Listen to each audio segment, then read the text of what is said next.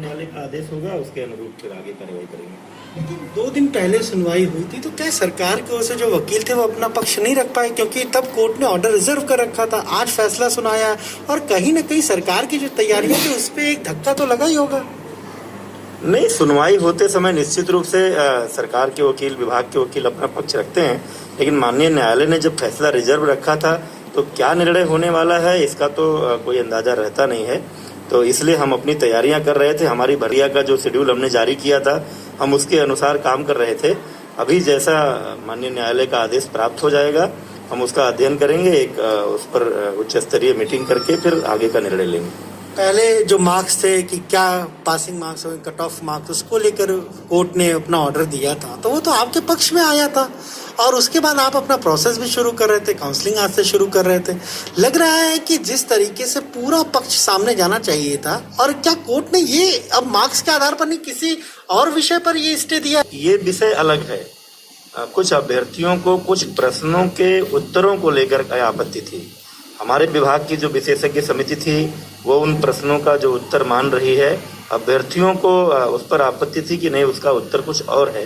ये जो अभी जो निर्णय की बात है वो उन मुद्दों को लेकर है।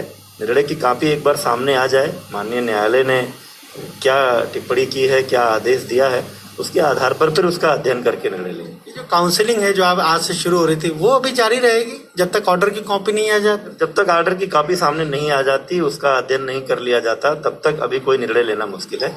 हम आदेश की कॉपी का इंतजार कर रहे हैं। आदेश की कॉपी मिलने के बाद ही इस पर निर्णय लेंगे। सरकार अब किस तरीके से अपना पक्ष रखे? क्योंकि एक बड़ी महत्वाकांक्षी योजना, हम कहें तो सरकार कोशिश में लगी थी कि एक बहुत तकरीबन 69,000 के जरिए 2.5 लाख 3 लाख परिवारों तक ये पहुंचता, तो अब उस पर एक ब्रेक लगा है। किस तरह से सरकार की तैयारी रहेगी कि इनको जल्दी से जल्दी नियुक्ति पत्र दिया जाए, मामले को पूरा सुलझाते हुए? नहीं, मैं बार बार आपसे कहता रहा हूं कि सरकार की मंशा है कि एक तरफ हमारे स्कूलों को शिक्षक मिल सकें, ताकि हम RTE के जो मानक हैं, जितने शिक्षक होने चाहिए, गुणवत्तापूर्ण शिक्षा उपलब्ध कराने के लिए उतने शिक्षक उपलब्ध करा सकें स्कूलों को।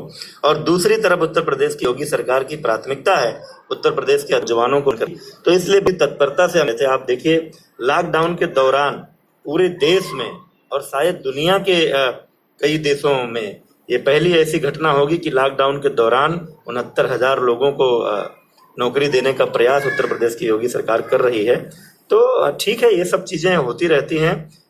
किसी भी ऐसी प्रक्रिया में इस देश के किसी भी नागरिक को न्यायालय के पास जाने का अधिकार है। माननीय न्यायालय के आदेशों का हम सम्मान करते हैं। हम आदेश की कॉपी का इंतजार कर रहे हैं।